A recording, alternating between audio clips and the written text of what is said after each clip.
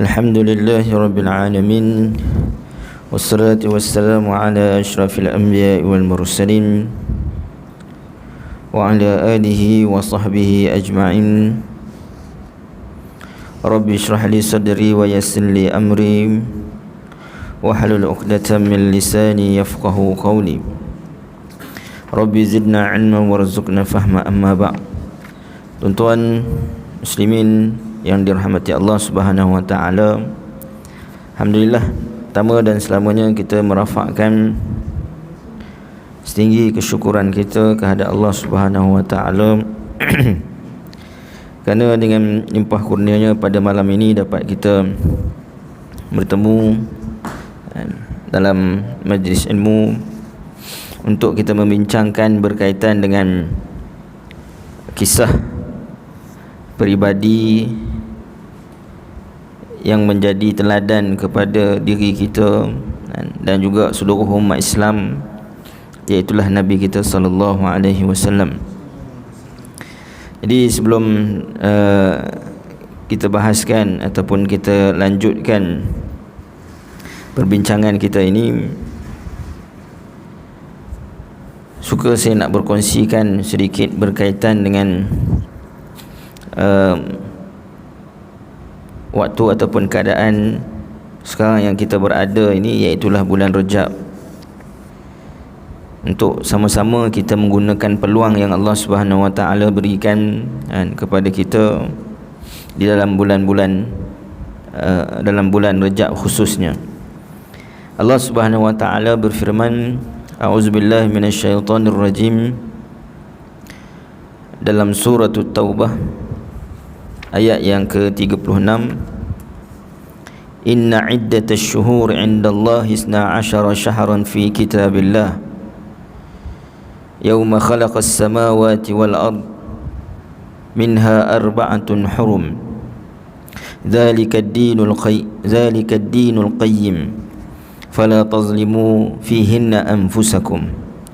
Allah Subhanahu wa taala menyebutkan sesungguhnya bilangan bulan di sisi Allah Subhanahu wa taala itu adalah 12 bulan yang telah termaktub di dalam kitab-kitabnya, bermula daripada hari pertama penciptaan langit dan juga bumi. Daripada 12 bulan itu adanya 4 bulan yang disebutkan sebagai bulan-bulan haram. Dalam hadis Abi Bakrah radhiyallahu an, Nabi SAW menyatakan bulan-bulan itu salasun mutataliyat, 3 bulan yang berturut-turut, iainilah bulan Zulqa'dah, Zulhijjah dan juga Muharram. Wa Rajabu mudarul ladzi baina Jumada wa Sya'ban, dan juga Rajab yang mana berada di antara Jamadil Akhir dan juga Sya'ban. Jadi sekarang ini kita dah maknanya melalui lebih daripada separuh bulan daripada bulan Rajab, yang mana salah satu daripada bulan haram. Apa makna bulan haram? Kenapa ia dipanggil sebagai bulan haram? Arba'atun hurum. Jadi perkataan hurum itu juga membentuk perkataan hurmah. Hurmah ni maknanya bahasa Melayu kita hormat lah. Ini bulan-bulan yang dihormati. Jadi bulan-bulan haram ini dihormati bukan sekadar oleh orang Islam, bahkan sebelum kedatangan Islam, yakni pada zaman jahiliah, adat jahiliah, yakni ketika mendatangnya bulan haram, maka mereka akan menghentikan peperangan, permusuhan ataupun pertumpahan darah. Maknanya tak ada peperangan dalam bulan-bulan haram. Siapa yang berperang dalam bulan haram maka dia dianggap besar. Sebab itu bila ada ketika berlaku peperangan, berlaku pembunuhan daripada kalangan umat Islam terhadap orang Quraisy, mereka orang kata apa, kutuk lah orang Islam ni kerana apa? Kerana melakukan pertumpahan darah dalam bulan haram. Allah Subhanahu Wa Ta'ala tegur hal tersebut dalam surah Taubah juga. Ini berkaitan dengan kamu mengatakan bahawa orang yang tersilap sebenarnya membunuh orang yang lain dalam bulan haram itu lebih besar daripada orang yang menghalang daripada dakwah itu berterusan ataupun disampaikan. Maknanya Allah Subhanahu Wa Ta'ala nak sebutkan, memang maknanya kesucian bulan haram itu perlu dijaga, tetapi perbuatan menentang dakwah Nabi SAW itu lebih besar kan. Tapi nak sebutkan, maknanya orang Arab ni dia ada idea sebelum kedatangan Islam, dia ada idea tentang bulan-bulan haram ini adalah bulan yang dihormati, yang perlu dijaga dari sudut kesuciannya. Jadi tak ada pertumpahan darah, tak ada peperangan dan sebagainya. Bulan Rajab adalah salah satu daripadanya, yang mana bila kita sebutkan sebagai bulan haram, bulan yang dijaga kehormatannya,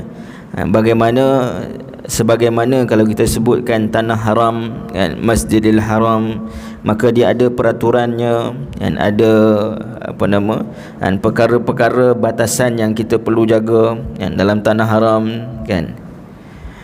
Jadi bulan-bulan haram itu juga perlu menjaga batasannya, kerana Allah Subhanahu Wa Ta'ala sebut fala tazlimu fihinna anfusakum, janganlah kalian menzalimi diri kalian di dalam bulan-bulan ini.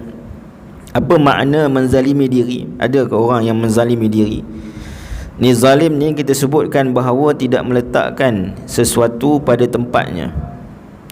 Maka apabila Allah Subhanahu Wa Ta'ala meletakkan penciptaan kita ini adalah sebagai hamba Allah Subhanahu Wa Ta'ala, wa ma khalaqtul jinna wal insa illa liya'budun. Jika kita tak maknanya menjadi seorang hamba sebagaimana perintah Allah Subhanahu Wa Ta'ala, maka kita telah menzalimi diri kita sendiri dengan tidak meletakkan tujuan penciptaan kita oleh Allah Subhanahu Wa Ta'ala itu sebagai hamba. Maka sebab itu Ibn Rajab Al-Hambali menyebutkan, kita ada Lataif Ma'arif, bulan-bulan haram ini amalan pahala itu dianggap besar ataupun digandakan oleh Allah Subhanahu Wa Ta'ala, tetapi dosa dan juga maksiat juga dianggap besar oleh Allah Subhanahu Wa Ta'ala dalam bulan-bulan haram. Jadi apa yang perlu kita lakukan? Mungkin kita dah dengar banyak tentang bulan haram ni, bulan Rajab, puasa dan sebagainya. Satu perkara yang saya sebutkan, Allah memberikan isyarat daripada Al-Quran, iaitulah ayat yang saya bacakan tadi terdapat di dalam surah Taubah ayat 36. Jadi nama surah itu sendiri telah memberikan isyarat di dalam bulan-bulan haram ini perlu memperbanyakkan taubat kan? Dan taubat ini ada dua tingkatannya. Satu, taubat disebabkan kesilapan, dosa, maksiat yang kita lakukan, sebagaimana Allah Subhanahu Wa Ta'ala ceritakan kepada kita dalam suratul Baqarah tentang kesilapan yang dilakukan oleh Adam alaihissalam kan. Maka Allah Subhanahu Wa Ta'ala sebut fatalaqa Adamu min rabbih kalimatin fataba alaih. Taba itu menunjukkan kepada taubat. Fataba alaih innahu huwat tawwabur rahim. Ketika mana Adam alaihissalam tersilap, ini melakukan perkara yang dilarang oleh Allah Subhanahu Wa Ta'ala, maka Adam mempelajari kalimat, ini doa untuk memohon ampun pada Allah Subhanahu Wa Ta'ala. Doa yang kita selalu bacakan selepas solat, Rabbana zalamna anfusana wa illam taghfir lana wa tarhamna lanakunanna minal khasirin. Ini doa yang diajarkan oleh Allah Subhanahu Wa Ta'ala kepada Adam AS. Jadi taubat kerana melakukan dosa dan juga maksiat. Satu lagi taubat ataupun darajat taubat yang lebih tinggi, iaitulah taubat yang ini kembali kepada Allah Subhanahu Wa Ta'ala setelah melakukan amal soleh. Maknanya amal soleh ketika mana dilakukan ataupun dilaksanakan mengikut sunnah Nabi Ibrahim alaihissalam, baginda juga menyatakan ataupun memohon taubat pada Allah Subhanahu wa taala. Allah sebut juga dalam suratul Baqarah, penghujung juzuk yang pertama, Allah kata bila Nabi Ibrahim telah mendirikan semula bangunan Kaabah. Sebab bangunan Kaabah itu dah ada, dia punya foundationnya. Tetapi pada zaman Nabi Ibrahim dirikan semula Kaabah. Maka Nabi Ibrahim berdoa, Rabbana waj'alna muslimaini laka wa min zurriyyatina ummatan muslimatan lak wa arina manasikana wa tub alaina. Tub ni juga maknanya taubat lah. Jadi Nabi Ibrahim berdoa kepada Allah Subhanahu wa taala setelah melakukan sesuatu perkara yang besar, yang agung di dalam Islam, yakni mendirikan semula bangunan Kaabah, yang mana perbuatan itu yang berlaku kira-kira 3,000 tahun yang lalu, ya. Hingga hari ini setiap orang dan setiap daripada kita yang solat menghadap ke Kaabah, maka ada sahamnya, kan, kepada Nabi Ibrahim dan juga Nabi Ismail. Tapi dalam keadaan mereka melakukan perkara yang besar terhadap agama ini, mereka masih lagi maknanya meminta wa tub alaina innaka antat tawwabur rahim. Mohon taubat pada Allah Subhanahu wa taala. Sebab apa? Sebab amal soleh kita takut, maknanya walaupun Allah Subhanahu wa taala mungkin bukakan peluang kita beramal soleh, boleh datang ke surau, boleh dengar kuliah, kan, boleh buat benda-benda baik yang lain, buat program-program yang baik. Ini kita takut ada ketidaksempurnaan, dari sudut amal soleh yang kita lakukan. Sebab itu amal soleh juga memerlukan kepada taubat. Yang kedua, kita takut maknanya adanya sikap sombong. Apabila Allah membuka peluang kita untuk beramal soleh, kita akan pandang orang lain yang tidak buat seperti mana kita, ini lebih rendah dari sudut kedudukan yang berbanding kita. Maka amal soleh juga memerlukan kepada taubat, walaupun melakukan amal soleh. Maknanya taubat itu adalah sesuatu perkara yang dilazimi. Sama ada kita melakukan maksiat, dosa, dan pasti adanya dosa dan maksiat, ataupun sesudah daripada kita melakukan amal soleh. Maka sebab itu hikmah antaranya digalakkan oleh Nabi kita SAW untuk kita beristighfar selepas daripada solat, kan? Sedangkan kalau kita fikir solat itu amal soleh, kan? Kenapa kita dalam solat pun ada kita mohon doa pada Allah Subhanahu wa taala? Jadi istighfar itu adalah untuk melengkapkan, menyempurnakan dari sudut mungkin solat kita yang mempunyai kekurangan. Yang kedua, nak prevent diri kita daripada rasa kita lebih baik daripada orang yang tidak melakukan seperti mana apa yang kita lakukan.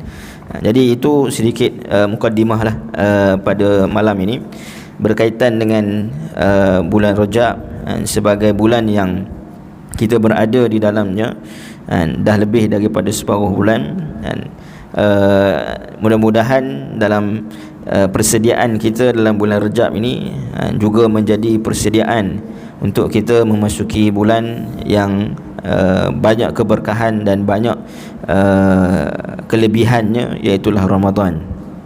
Baik, jadi pada malam ini saya nak berkongsikan dengan tuan-tuan dan puan-puan berkaitan dengan sirah Nabi SAW. Kalau sebelum ini kita telah menyebutkan kira-kira 50 tahun sebelum kelahiran Nabi SAW berlakunya satu peristiwa yang besar yang Allah Subhanahu wa taala mentionkan di dalam Al-Quran, iaitulah berkaitan dengan Ashabul Ukhdud. Qutila Ashabul Ukhdud, ini dalam surah Al-Buruj. Jadi pada malam ini kita akan sebutkan sedikit berkaitan dengan dua peristiwa yang besar yang berlaku juga sebelum kelahiran Nabi SAW, dan bagaimana peristiwa ini memberikan kedudukan kepada keluarga ataupun orang-orang Quraisy secara umumnya, dan kepada keluarga Nabi SAW daripada Bani Hashim dan juga Bani Abdul Muttalib, datuk Nabi SAW. Sebab kita kena faham dari sudut klan ataupun kaum Arab ini, dia punya klan dia tu besar kan. Biasanya anak ramai. Abdul Muttalib sendiri ada lebih kurang 11 orang anak kan. So dia punya klan dia tu besar.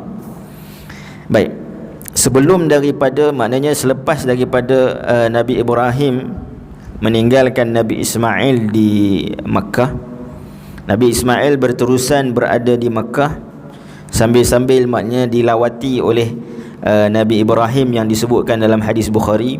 Beberapa hadis antaranya ketika mana Nabi Ibrahim berziarah, selepas daripada peristiwa Nabi Ibrahim maknanya bermimpi Nabi Ibrahim membina Kaabah bersama Nabi Ismail. Ini ketika mana Nabi Ismail dah sedikit dewasa, dah berkahwin. Bila datang Nabi Ibrahim ke Makkah, tak jumpa dengan Nabi Ismail. Ini Nabi Ismail mungkin bekerja ataupun aktiviti yang antaranya mereka lakukan adalah aktiviti perdagangan. Jadi Nabi Ibrahim sebut kepada menantu dia, ini perempuan isteri Nabi Ismail, yang pertama bagi tahu kepada Nabi Ismail suruh tukar pintu kan. Dia bagi bahasa kiasan.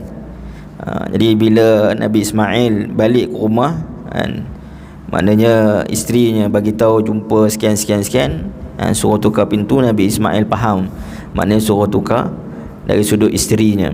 Kerana ada peristiwa yang berlaku dalam hadis tu panjang lah, nak ceritakan beberapa peristiwa, tapi nak sebutkan ada beberapa peristiwa lawatan ataupun kehadiran Nabi Ibrahim semasa Nabi Ismail duduk di Makkah dan membesar di Makkah. Baik, cumanya Nabi Ismail duduk bersama dengan ibunya di Makkah, dan bila peristiwa terkeluarnya air Zamzam, air Zamzam yang keluar daripada tanah bumi Makkah ini, ada kumpulan-kumpulan pedagang ini yang mana melihat tempat ini ada potensi untuk menjadi tempat untuk didiami kerana adanya sumber air kan. Jadi antara kaum yang berada di Makkah pada ketika itu ataupun yang datang ke Makkah pada ketika itu digelar sebagai Jurhum, kaum Jurhum. Jadi mereka inilah yang mana diberikan dari sudut kekuasaan untuk memerintah ataupun untuk menguruskan urus tadbir kawasan Makkah pada ketika itu. Dalam masa yang sama, keturunan Nabi Ismail ini, mereka tak jadi pemimpin, tetapi mereka ini diberikan kedudukan yang tinggilah khas. Tapi yang memerintah itu adalah daripada kaum Jurhum. Kerana kaum Jurhum ni ketika mana mereka datang ke Makkah, mereka minta izin daripada Siti Hajar untuk berada di Makkah, dan Siti Hajar membenarkan. Jadi lama pemerintahan kaum Jurhum ini daripada zaman Nabi Ismail, kira-kira hingga zaman Nabi SAW itu kira-kira 2000 tahun zaman Nabi Ismail hinggalah zaman Nabi SAW. Baik, dan mereka berada, yakni kaum Jurhum ini berada lama di situ. Berlakulah banyak datangnya kaum yang lain pula untuk menguasai Makkah kan. Antaranya yang disebutkan adalah daripada Babylon. Nama bahasa Inggeris dia apa? Nebuchadnezzar kan. Kalau dalam bahasa Arab disebut Bikhtansar. Dalam bahasa Arab senang sikitlah saya nak sebut kalau bahasa Inggeris dipanggil Nebuchadnezzar. Nebuchadnezzar ni dia adalah raja Babylon. Dia juga orang yang mana menawan Baitul Maqdis daripada menawan Palestin daripada orang Yahudi, dan juga dia datang ke tanah Arab. Jadi ada beberapa siri peperangan, cuma akhirnya pada beberapa tahun sebelum, kira-kira pada tahun 440 Masihi, 440 Masihi, yakni 100 tahun lebih sebelum daripada kelahiran Nabi SAW, moyang kepada Nabi SAW yang bernama Qusay. Qusay ini dia berjaya maknanya menawan Kaabah dan memegang tampuk kepimpinan Kaabah. Jadi Qusay inilah yang mana dinisbahkan kepadanya nasab keturunan Quraisy. Qusay. Kalau ikutkan nama Nabi SAW, Qusay ini adalah datuk yang kelima Nabi SAW dari sudut keturunan. Datuk yang kelima Nabi SAW dari sudut keturunan. Baik. Jadi bila mana Qusay menawan Makkah dan maknanya menjadi pemimpin di Makkah, beliaulah yang menubuhkan Darun Nadwah. Darun Nadwah ni parlimen lah, parlimen Quraisy. Parlimen Quraisy yang mana tempat Quraisy untuk bersidang. Jadi mereka ini mendapat kedudukan kerana memenangi, maknanya berjaya menawan Kaabah daripada kekuasaan Jurhum. Cumanya sebelum Jurhum ini dia keluar daripada Mekah, dia telah melakukan satu perkara, iaitulah dia tanam tempat keluarnya air Zam-Zam. Ini mereka tanam tempat keluar air Zam-Zam dengan barang-barang mereka dan juga tanam tempat tersebut. So lebih kurang dalam 100 tahun penduduk Makkah pada ketika itu mereka tak ada sumber air. Sebab apa? Sebab tempat itu telah ditanam. Kemudian bila sampai kepada datuk Nabi SAW, inilah dua kisah yang saya nak sebutkan. Datuk Nabi SAW iaitulah Abdul Muttalib. Abdul Muttalib, Allah Subhanahu Wa Taala memberikan mimpi kepadanya bahawa dia menjumpai tempat di manakah kawasan yang ditimbus oleh kaum Jurhum, yakni tempat telaga Zam-Zam yang ditimbus oleh kaum Jurhum.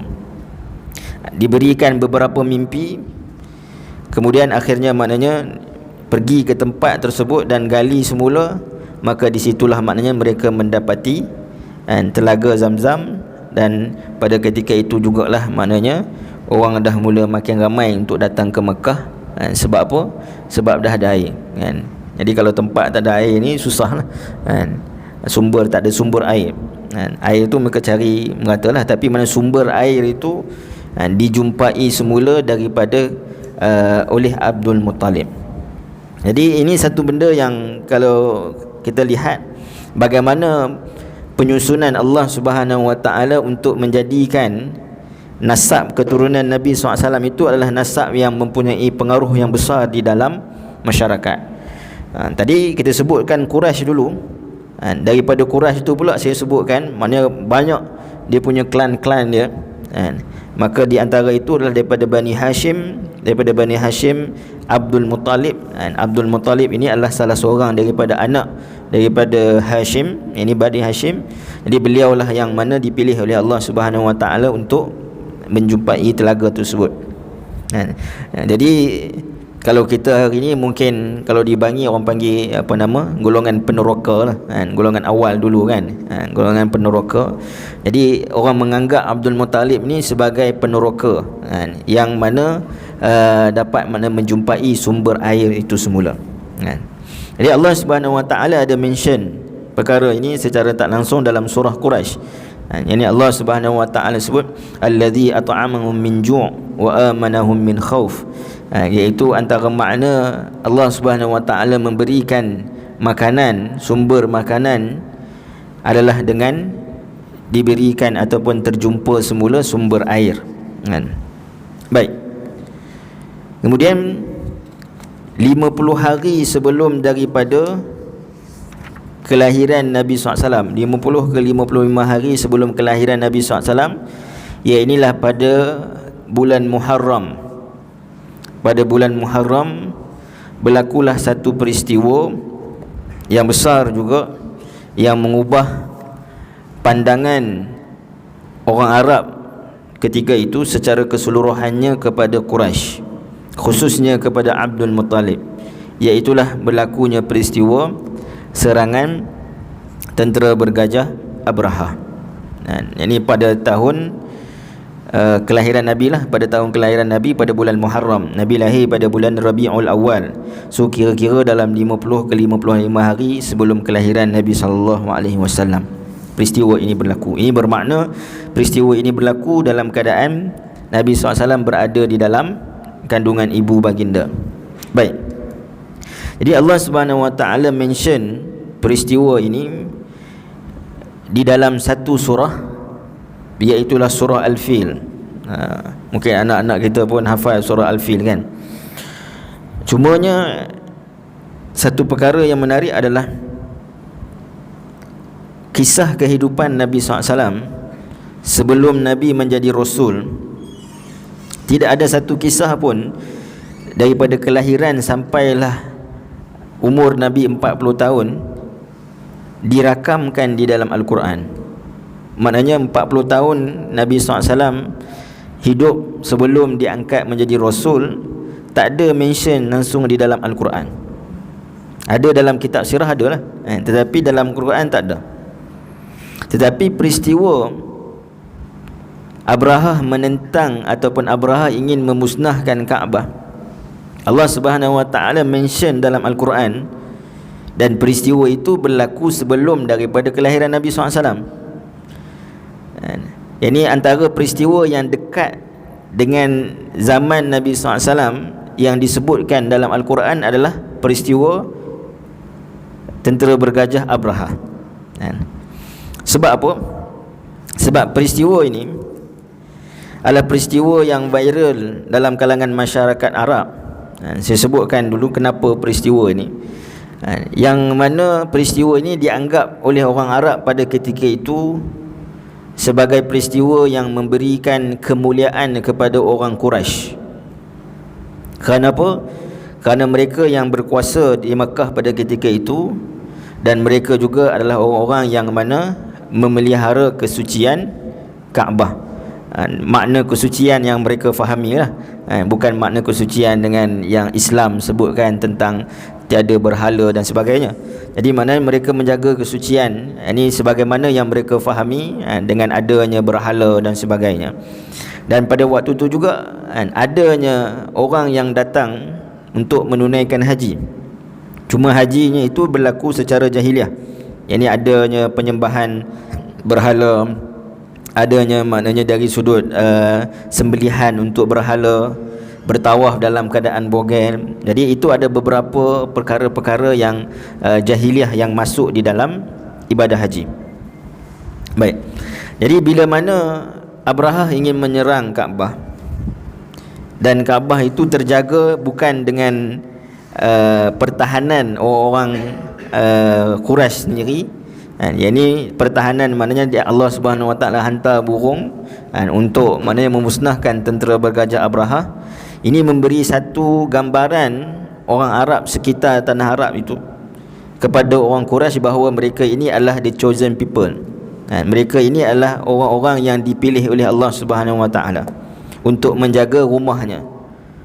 Jadi tak ada siapa pun daripada kaum Arab yang berani untuk nak buat kacau ataupun nak menyerang orang Quraisy.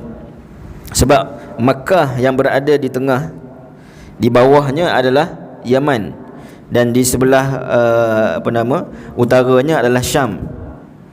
Jadi mereka ini disebutkan dalam surah Quraisy, ila fihim rihlatash shita'i was-saif, iaitu mereka rihlah iaitu melakukan aktiviti perdagangan pada musim syita dan juga pada musim panas. Syita adalah musim sejuk, saif adalah musim panas. Jadi bila pada musim sejuk mereka akan pergi ke Yaman, sebab Yaman ni panas. Saya kalau pada musim sejuk dia okey sikitlah suasana dia. Manakala pada musim panas mereka akan pergi ke Syam. Jadi perjalanan di antara nak ke Mekah dan daripada Mekah nak ke Yaman ataupun Mekah nak ke Syam, dalam perjalanan itu akan melalui beberapa kampung ataupun melalui beberapa kaum. Jadi antaranya ada kaum-kaum ni yang mana satu kampung dia tu memang perompak, kan? Macam Bani Ghifar, satu kampung tu memang perompak semua. Tapi dalam keadaan itu, bila mana berlakunya kisah ini, kalau orang Quraisy yang melakukan perdagangan, maka tak ada siapa yang berani kacau. Tak ada siapa yang berani maknanya merompak orang Quraisy, kan? Ataupun nak ganggu orang Quraisy di dalam perjalanan. Maka ini juga menjadi satu kemuliaan yang Allah berikan kepada Quraisy. Ini orang-orang di Makkah ini, mereka akan apa? Mereka akan berikan barang dagangan mereka kepada Quraisy ini untuk didagangkan. Kerana bila mereka ini pergi, orang tak kacau. Jadi itu beberapa perkara yang sebenarnya Allah Subhanahu Wa Taala mention dalam surah Al-Fil, dan khususnya surah Quraisy sendiri, yang Allah Subhanahu Wa Taala sebut allazi at'amahum min ju', yang mana asalnya mereka ini tak ada sumber makanan, sumber air pun dah tertimbus. Tetapi sebelum daripada kelahiran Nabi SAW, Allah Subhanahu Wa Taala berikan terjumpa semula telaga Zamzam, dan Allah kata wa amanahum min khauf, Allah memberikan keamanan kepada mereka daripada rasa takut, kan? Jadi keamanan daripada rasa takut ni apa dia? Tadilah keamanan dari sudut mereka boleh bebas, ila fihim rihlatash syita, mereka boleh, kan, pergi untuk berdagang dengan amannya. Nak pergi ke Yaman boleh, nak pergi ke Syam boleh, kan, berdagang tak ada masalah, kan? Itu adalah perkara-perkara yang Allah Subhanahu Wa Taala berikan, kan, kepada orang Quraisy, kan? Kenapa Allah Subhanahu Wa Taala berikan kepada orang Quraisy? Kerana keberkatan Makkah itu sebagaimana yang didoakan oleh Nabi Ibrahim alaihissalam. Nabi Ibrahim disebutkan dalam surah Al-Baqarah. Nabi Ibrahim kata, wa idz qala Ibrahim rabbi ja'al hadza baladan amina warzuq ahlahu minas samarat. Dua perkara yang Nabi Ibrahim doakan supaya Allah Subhanahu Wa Taala kekalkan kepada balad ini, iaitulah Makkah. Yang pertama adalah dari sudut keamanan, yang kedua berikan mereka maknanya makanan, ada sumber makanan, kan? Dan kedua-dua perkara ini yang Allah Subhanahu Wa Taala sebut dalam surah Quraisy, allazi at'amahum min ju', makanan, dan juga wa amanahum min khauf, dan juga rasa aman. Kenapa? Kerana rasa aman dan juga makanan, adanya sumber makanan ini adalah dua perkara yang penting dan saling berkaitan. Kalau kita contoh, kan, ada kerja, kan, ada maknanya makan untuk kita makan, tapi duduk dalam keadaan suasana yang tak aman, kan, maknanya berlaku banyak jenayah dan sebagainya, kan? Jadi itu perkara yang menyebabkan rasa tak sempurna kehidupan, kan? Sama juga kalau tempat itu berlakunya aman tapi tak ada makanan, bila tak ada makanan ini, dia akan jadi, kan, last sekali jadi tak aman juga, sebab akan adanya jenayah dan sebagainya, sebab orang nak cari makanan. Maka kedua perkara ini diperlukan, iaitu keamanan dan juga, diberikan ataupun adanya makanan. Bahkan dua perkara inilah juga perkara yang penting untuk lebih seseorang itu lebih maknanya khusyuk dalam maknanya nak melakukan ibadah. Allah kata falyabudu rabb hadzal bait allazi at'amahum min ju' wa amanahum min khauf. Kalau orang yang berada dalam ketakutan, maka sukar bagi dia untuk nak falyabudu rabb hadzal bait, nak beribadah pada Allah Subhanahu Wa Taala. Kalau orang yang lapar, maka masa yang dia ada mungkin banyak dia nak mencari rezeki, itu juga baik, tetapi sukar maknanya dia nak melakukan ibadah yang khusus, maknanya menyembah Allah Subhanahu Wa Taala. Maka kita mohon pada Allah Subhanahu Wa Taala diberikan kecukupan dalam makanan kita, yakni makanan ni termasuk perkara harian lah, pakaian dan sebagainya. Dalam masa yang sama diberikan keamanan, kerana dua perkara ini adalah perkara yang penting dalam kehidupan kita, khususnya dalam bab untuk kita nak menyempurnakan ibadah kita kepada Allah Subhanahu Wa Taala. Baik. Jadi itu dua peristiwa. Cumanya saya nak berikan penekanan terhadap peristiwa tentera bergajah Abrahah ini kerana ia disebutkan di dalam Al-Quran. Dan saya tak sebutkan lagi kenapa Allah Subhanahu Wa Taala sebutkan peristiwa ini di dalam Al-Quran, satu-satunya peristiwa yang berlaku sebelum kelahiran Nabi SAW yang disebutkan dalam Al-Quran. Yang ini dalam masa yang dekat lah.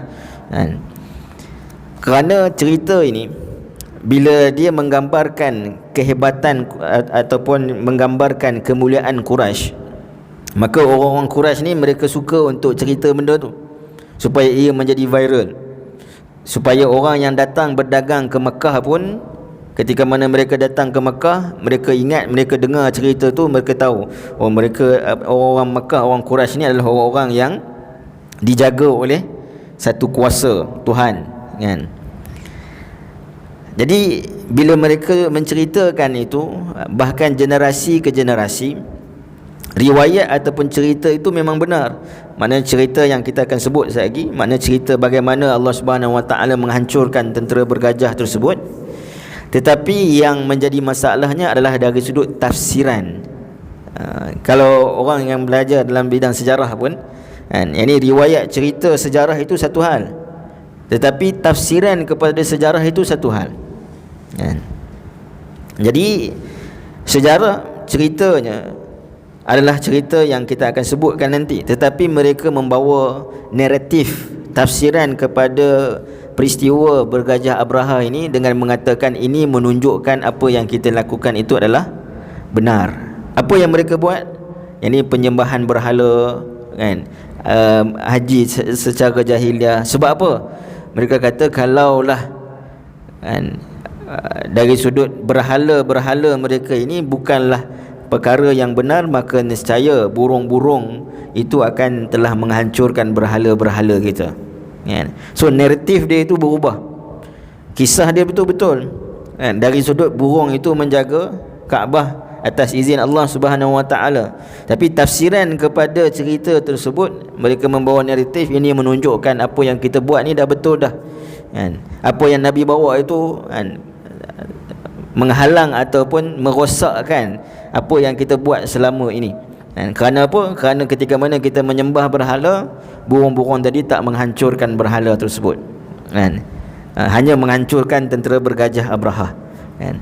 Jadi nak sebutkan kenapa juga kalau kita fikirkan, kenapa Allah Subhanahu Wa Taala, kan, tak mengarah burung-burung ni untuk menghancurkan berhala-berhala, kan mudah, kan? Tak perlu nak tunggu 21 tahun Nabi SAW berdakwah, pembukaan kota Mekah, barulah Nabi SAW sendiri menghancurkan Kaabah, kan? Menghancurkan Kaabah, menghancurkan berhala di sekeliling Kaabah, kan? Jadi nak sebutkan Allah Subhanahu Wa Taala membuka peluang, kan, kepada Nabi SAW sendiri dan juga kepada umat Islam untuk meneruskan legasi yang dibawa oleh Ibrahim AS. Ini dalam bahasa mudah kita katakan membuka peluang kepada legasi dakwah, kan? Ini nak memartabatkan Islam di atas muka bumi, kan? Jadi itu dari sudut kenapa kita katakan kisah ini disebutkan di dalam Al-Quran. Baik, jadi mungkin saya sebutkan sedikit saja berkaitan dengan surah Al-Fil. Mungkin kita tengok surah ini sebab saya nak membincangkan surah Al-Fil ni secara keseluruhannya, 5 ayatnya itu. Tapi mungkin kita bincang pada next perjumpaan. Cumanya nak sebutkan apakah kisah di sebaliknya.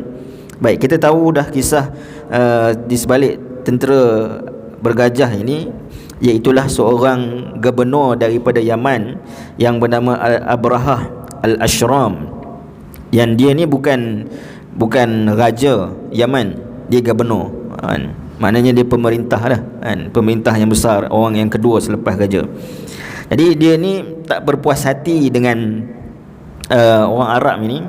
Kerana apa? Mereka banyak tertumpu di Mekah. Azan dulu ke? Azan dulu sekejap, nanti saya sambung sikit lagi. Baik, ringkasan cerita kita sebutkan tadi, maknanya Abrahah ini gubernur Yaman yang mana dia tak puas hati dengan orang Arab, khususnya Makkah, Kerana apa? Kerana orang datang tertumpu di Makkah. Dan orang datang ke Makkah, datang berdagang dan juga datang melakukan ibadah haji cara jahiliah. Jadi dia pun membina satu gereja di Yaman sendiri, supaya nak mengalihkan perhatian orang Arab ini ke gereja dia. Tapi tak ada orang yang menyambut ataupun tak ada orang yang nak mari ke gereja dia ni. Hinggalah berlakunya satu peristiwa, ada disebutkan orang Arab daripada Bani Kinanah, siap saya, yang mana buang najis di dalam gereja dia. Jadi dia sangat marah pada peristiwa tersebut, yang menyebabkan dia kata, kita akan menuju ke Kaabah dan juga menghancurkan Kaabah tersebut. Jadi kalau kita lihat di sini, apa yang dari sudut luaran niat untuk menghancurkan Kaabah itu sebenarnya didatang dengan niat, maknanya Abraham menonjolkan niat kita kena jaga kesucian gereja kita ni sebab ada orang datang buang najis. Ini menunjukkan penghinaan terhadap agama kita. Sebagai bukti, maknanya kita ini berpegang kepada agama kita. Bila orang hina agama kita, maka kita kena tentang mereka. Itu luarannya. Jadi bila ada orang datang buang air besar dalam dia punya gereja, dia kata kita kena serang Kaabah. Sebab apa? Kita nak jaga kesucian gereja kita ini. Sedangkan apa niat sebenar dia menghancurkan Kaabah itu adalah kerana dengki, kerana hasad, kerana menginginkan dari sudut kedudukan yang strategik Makkah tersebut, ingin menguasai seperti mana keberadaan ataupun strategiknya Makkah tersebut. Yang ini dia menginginkan dari sudut hal-hal keduniaan. Dan ini perkara yang berlaku sehingga hari ini. Sesiapa sahaja yang ingin menguasai sesuatu tempat, reason yang paling mudah untuk diberikan kepada orang lain adalah di sana kami nak menjaga dari sudut agama kami, dan mereka itu adalah golongan penentang, teroris. Mana-mana peperangan yang berlaku, kita sebut di Iraq, Afghanistan, hatta di Gaza sekarang ni pun, semuanya atas dasar luarannya kata apa? Kata di sana ada teroris, kita nak kena jaga kita punya tempat kita daripada berlaku perkara yang tak aman dan sebagainya. Tapi apa sebenarnya yang mereka inginkan adalah perkara-perkara yang terdapat di tempat tersebut. Mungkin minyak, mungkin gas, mungkin apa sahaja yang mereka inginkan. Maka Allah Subhanahu Wa Taala ada mention perkara ini di dalam surah Al-Fil pada ayat yang kedua. Allah kata alam yaj'al kaidahum. Kaid ini menunjukkan kepada tipu helah. Maknanya mereka kata kita nak menjaga kesucian agama sebab ada orang buang najis kat gereja kita, tapi sebenarnya dia menginginkan dari sudut strategiknya tempat ataupun Makkah itu, dan juga hasil mahsulnya. Baik. Jadi selepas daripada itu, maknanya dia pun mengeluarkan Abrahah ini, dia dah bawa 13 ekor gajah, kira-kira 13 ekor gajah dan 60,000 orang tentera. Ini datang bawa untuk menyerang Kaabah. Jadi gajah ni kalau waktu tu macam tank kita sekarang lah, tank. Ini satu benda yang besar, yang diguruni. Jadi bila mana dia datang berhampiran dengan Kaabah, berhampiran di di Makkah, di satu tempat yang bernama Wadi Muhassir. Ini dekat dengan Kaabah. Yang ini berada di antara Muzdalifah dan juga Mina. Jadi pada waktu ini Abrahah merampas 200 ekor unta kepunyaan Abdul Muttalib. Kepunyaan Abdul Muttalib. Jadi dengan harapannya dia nak berjumpa dengan pembesar Quraisy pada ketika itu, supaya dia nak orang Quraisy ini datang kepada dia, merayu pada dia supaya janganlah serang kami. Sebab sebelum daripada dia menyerang Kaabah itu, dia telah pun mengutuskan utusan bagi tahu bahawa kami nak serang Kaabah, menyebabkan orang Makkah pada ketika itu berlari bersembunyi di gua-gua ataupun di bukit-bukit. Jadi siapa yang mewakili Quraisy untuk bernegosiat dengan Abraha? Abdul Muttalib. So tadi saya sebutkan bahawa yang menjumpai telaga Zamzam adalah Abdul Muttalib. Ketika mana Makkah ini nak diserang, yang datang mewakili orang Quraisy dan juga orang Makkah pada ketika itu adalah Abdul Muttalib.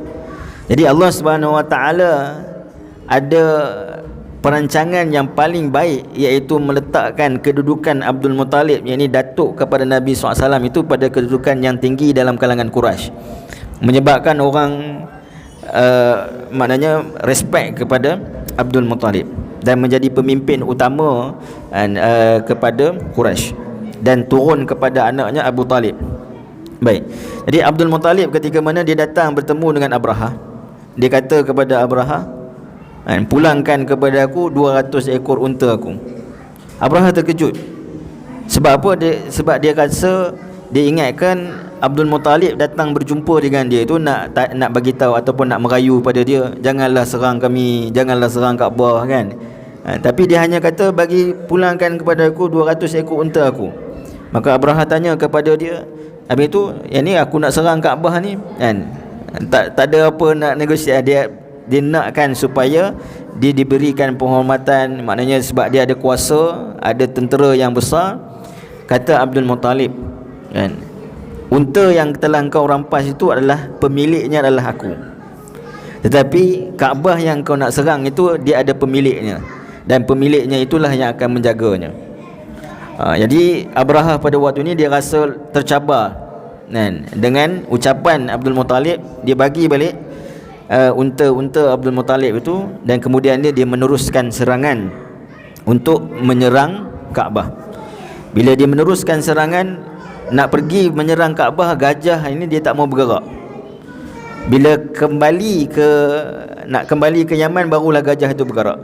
Ini disebut dalam hadis Nabi SAW ketika mana peristiwa selepas ini, peristiwa Hudaibiyah tahun ke-6 Hijrah, Nabi ada sebutkan hadis tersebut kan.